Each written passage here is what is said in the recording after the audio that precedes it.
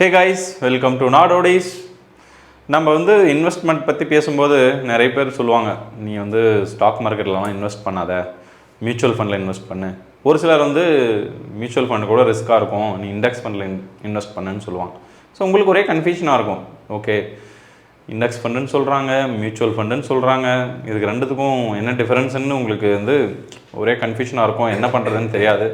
So உங்களுக்கு வந்து இந்த டவுட் இருந்துச்சுன்னா இந்த வீடியோ உங்களுக்கு தான். மியூச்சுவல் ஃபண்டுனா என்ன, இண்டெக்ஸ் ஃபண்டுனா என்ன, டீட்டெயிலாக வீடியோவில் பார்க்கலாம். வீடியோக்கு போகிறதுக்கு முன்னாடி எங்கள் சேனலை ஃபஸ்ட் டைம் பார்க்குறீங்கன்னா மறக்காமல் எங்கள் சேனலை சப்ஸ்கிரைப் பண்ணிக்கோங்க, மறக்காமல் எங்கள் இன்ஸ்டா பேஜை ஃபாலோ பண்ணிக்கோங்க. வாங்க வீடியோ கொடுப்போம். So before seeing difference between mutual fund and index fund, stock மார்க்கெட்னா உங்களுக்கு என்னென்னு தெரியணும். ஸோ ஸ்டாக் மார்க்கெட் என்னன்னு பார்த்தீங்கன்னா, லைக் நீங்கள் ஒரு கம்பெனியில் இன்வெஸ்ட் பண்ணுவீங்க. லைக் வந்து ஸ்டாக் மார்க்கெட்டில் எல்லா companies, most of the companies வந்து ஸ்டாக் மார்க்கெட்டில் லிஸ்ட்டாக இருக்கும். ஸோ அவங்க வந்து பப்ளிக் வந்து அவங்களோட கம்பெனியோட ஷேரை விற்பாங்க. ஸோ நீங்கள் என்ன பண்ணணும்னா, ஸ்டாக் மார்க்கெட்டில் இன்வெஸ்ட் பண்ணுறதுனா அதுக்கு டீட்டெயில் ஸ்டடி பண்ணணும். லைக் ஒரு ஸ்டாக்கோட லைக் அவங்களோட மார்க்கெட் கேபிட்டல் என்ன, அவங்களோட பிஸ்னஸ் என்ன பண்ணுறாங்க, ஃபியூச்சரில் அது ப்ராஃபிட் இருக்குமா இல்லையா, இந்த மாதிரி நிறைய இன்வெஸ்டிகேட் பண்ணி நீங்கள் இன்வெஸ்ட் பண்ணணும் ஸ்டாக் மார்க்கெட்டில். அது வந்து ஒரு பெரிய ப்ராசஸ். நீங்கள் வந்து சிம்பிளாக போய்ட்டு ஒரு கம்பெனியில் போட்டிங்கன்னா நாளைக்கு அது லாஸில் போயிடும். ஸோ அதனால தான் நிறைய பேர் என்ன யோசிப்பாங்கன்னா, எதுக்கு நம்மளுக்கு ரிஸ்க்கு, நம்ம எதர் மியூச்சுவல் ஃபண்டு இல்லை இண்டெக்ஸ் ஃபண்டில் இன்வெஸ்ட் பண்ணுவோம் அப்படின்னு நினைப்பாங்க. ஸோ மியூச்சுவல் ஃபண்ட்னா என்ன, இண்டெக்ஸ் ஃபண்ட்னா என்னன்னு தனித்தனியாக பார்ப்போம்.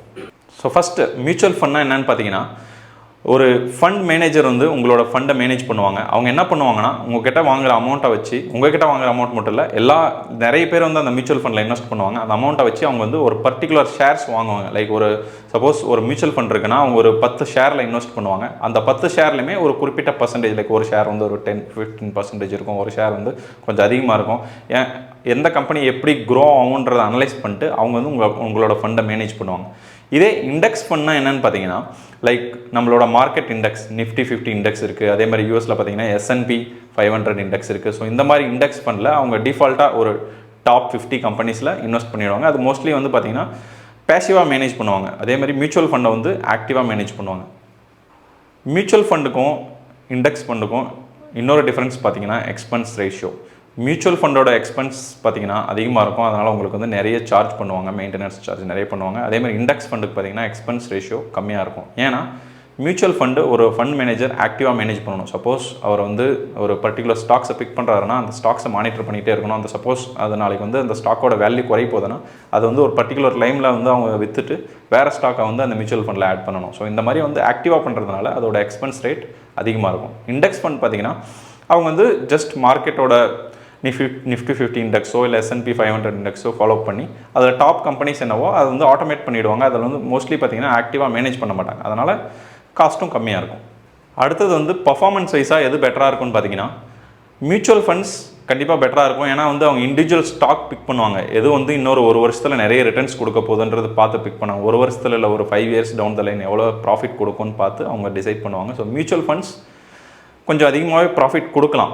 பட் இண்டெக்ஸ் ஃபண்ட் வந்து நம்மளோட மார்க்கெட் இண்டெக்ஸை வச்சு வர்றதுனால அதில் வந்து உங்களுக்கு வந்து பெரிய ரிஸ்க் இருக்காது. அதே மாதிரி வந்து என்னென்னு பார்த்தீங்கன்னா, லைக் வந்து ஒரு இண்டெக்ஸ் ஃபண்டில் இன்வெஸ்ட் பண்ணுறீங்கன்னா அதுவும் வந்து ஒரு குறிப்பிட்ட ஒரு 5 இயர்ஸ் டவுன் த லைன் பார்த்தீங்கன்னா ஓரளவுக்கு மேட்ச் ஆகிடும். உங்களுக்கு வந்து ஒரு 80% மேட்ச் ஆகிடும். But mutual fund will give better returns than index fund.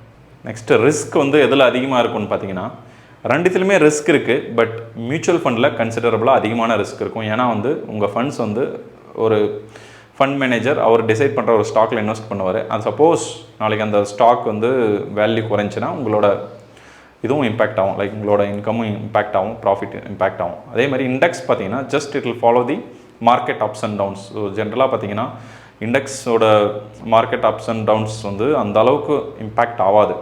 Suppose ஒரு குறிப்பிட்ட டயத்தில் இம்பேக்ட் ஆகலாம், பட் திரும்பி அது வந்து மேலே வந்துடும். ஸோ ரிஸ்க் வந்து மியூச்சுவல் ஃபண்ட்ஸில் அதிகம், இண்டெக்ஸ் ஃபண்டில் கன்சிடரபுளாக கம்மி.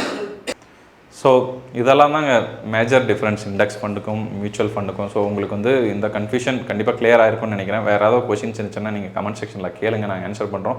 அதே மாதிரி நீங்கள் ஒரு ஃபஸ்ட் டைம் இன்வெஸ்டராக இருந்தால் நான் என்ன சஜஸ்ட் பண்ணுவேன்னா, இது உங்களுக்கு வந்து மியூச்சுவல் ஃபண்டை பற்றி பெருசாக ஐடியா இல்லை, ஸ்டாக்ஸை பற்றி நல்லா அனலைஸ் பண்ண முடியல அப்படின்னா நீங்கள் இண்டெக்ஸ் ஃபண்டில் இன்வெஸ்ட் பண்ணலாம். ஏன்னா index fund just follows the market index. So அதை வச்சு கண்டிப்பாக அது க்ரோ ஆகும், பெரிய ரிஸ்க்கும் கிடையாது. மியூச்சுவல் ஃபண்டில் இன்வெஸ்ட் பண்ணுறதா இருந்தால் அந்த மியூச்சுவல் ஃபண்டில் அவங்க என்னென்ன ஃபண்ட்ஸ் ஆட் பண்ணியிருக்காங்கன்றதை அனலைஸ் பண்ணி ப்ராப்பராக இன்வெஸ்ட் பண்ணால் தான் உங்களால் ஒரு நல்ல ப்ராஃபிட்டுக்கு வந்து பார்க்க முடியும். So I will suggest, if you are new to the mutual funds, better go with index funds. உங்களுக்கு ஆல்ரெடி எக்ஸ்பீரியன்ஸ் இருக்குது, நான் மியூச்சுவல் ஃபண்டுக்கே போய்க்கிறேன் அப்படின்னாலும் நீங்கள் மியூச்சுவல் ஃபண்டுக்கு போகலாம். ஸோ ரெண்டுமே பெட்டர். பட் இண்டிவிஜுவல் ஸ்டாக்ஸ் நான் ஆல்ரெடி சொன்ன மாதிரி தான், இட் இஸ் வெரி ரிஸ்கி.